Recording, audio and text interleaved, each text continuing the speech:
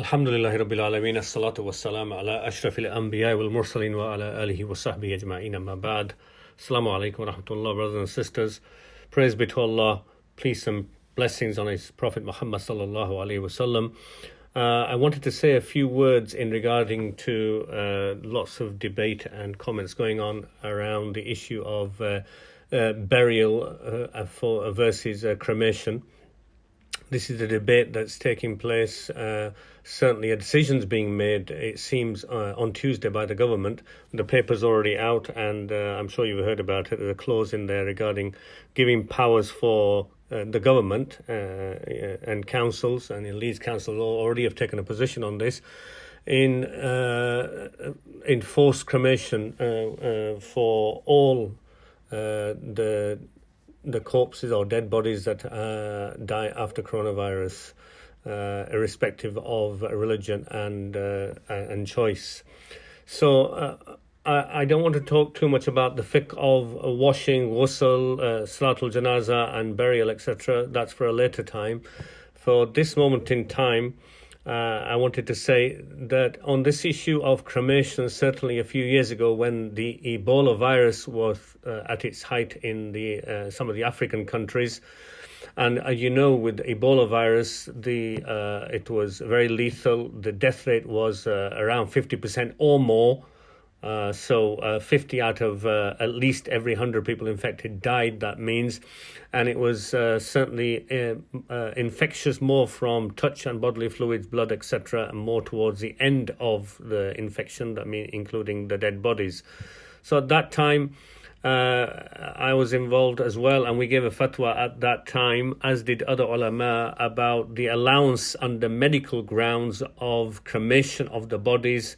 And certainly there was no attendance from the families or ghusl or kafan even. And that at that time, if that was as it was, the best way to reduce chance of infection and infecting others, family members, under medical advice, that was the best thing. That was acceptable to then cremate the Muslim bodies in that kind of situation. And that is in regards to Ebola virus a few years ago.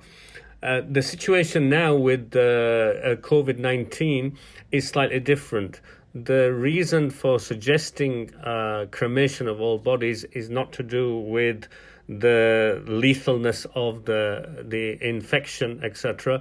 But although, of course, there is the idea of not spreading the infection through touch, etc., that's all acceptable and pragmatic.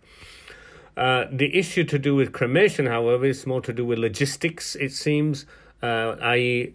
When the death rate increases, the lack of storage space for the dead bodies, and the lack of availability of ground prepared for burials as a reason, and so it's a logistical issue, and on that basis the government having the authority not to have lots of bodies sealed in coffins even sitting around, but to cremate to reduce the backlog and the pressure on treatment already and stretch resources.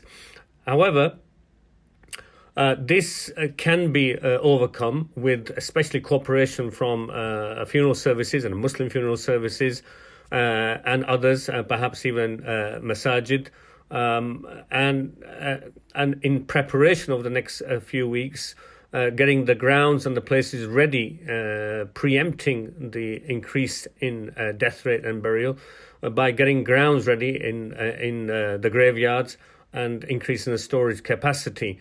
So for the Muslims who are involved in lobbying and MPs, etc., raising this awareness, I'm in fully support of that. If we're able to do that to avoid cremation, would definitely be best for us, because burial is the way. It is obligatory for us in normal circumstances and situations.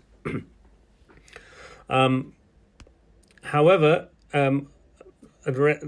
in fact, when the decision is made by the government on Tuesday, and we don't know what direction they're going to go in, but just surmise that if the government decide to take that out of our hands and to cremate all the dead bodies, then we must be clear in this kind of situation There, it is not a normal situation. It's an emergency state situation. The government has a right to make that decision as a final in a final situation. And there will be no sin on Muslims, whether ulama or the Muslim community, if that is what is decided and carried out. And what we need to be clear about is that the Muslim body that is cremated will not be asked on the Day of Judgment. There will be no negative effect on the dead Muslim that is cremated, either being raised up in a negative sense, because this was out of their control and out of the Muslim Ummah's control, as would be the case in the case of a body that was cremated of a Muslim through Ebola virus death. So I just wanted to say that at this stage. The rest of the issues to do around the